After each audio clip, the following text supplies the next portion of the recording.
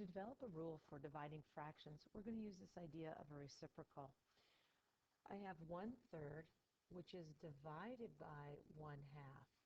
So if you look at that, it looks very complex. In fact, it's called complex fractions. There's three fractions, the 1/3, the 1/2, and then the division of 1/3 and 1/2. We're going to use the idea of the reciprocal to take care of the half in the denominator.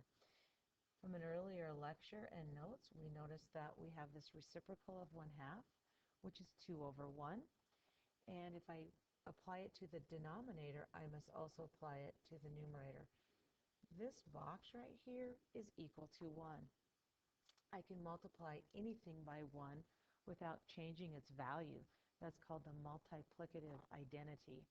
So let's go ahead and use our order of operations, and let's take care of the denominator and the numerator.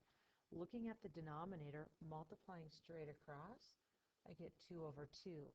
And we found from earlier special cases and looking at the reciprocal of a fraction that when we multiply it, we get 1.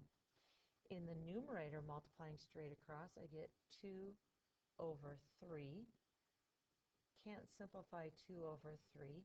But we have this special case that says when I divide by 1, I get 2/3. So the division of 1/3 divided by 1/2 is 2/3. Let's try that procedure again. I'm going to rewrite it. 2/5 is being divided by 3/4. Using the idea of the reciprocal, I'm going to make my denominator turn into a value of 1. And we know that when my denominator is a value of 1, that's a special case of a fraction. Using the reciprocal of 3/4, I get 12/12, which we know simplifies to 1. In the numerator, multiplying straight across, 2 times 4 is 8, 5 times 3 is 15. So 8/15 divided by 1 is simply 8/15. Now from this procedure, we want to start to develop a rule. Do you see any relationship between these two scenarios? Notice I don't need to worry about my denominator because I forced it to be a 1. If we look in the first instance, is there a relationship between these two?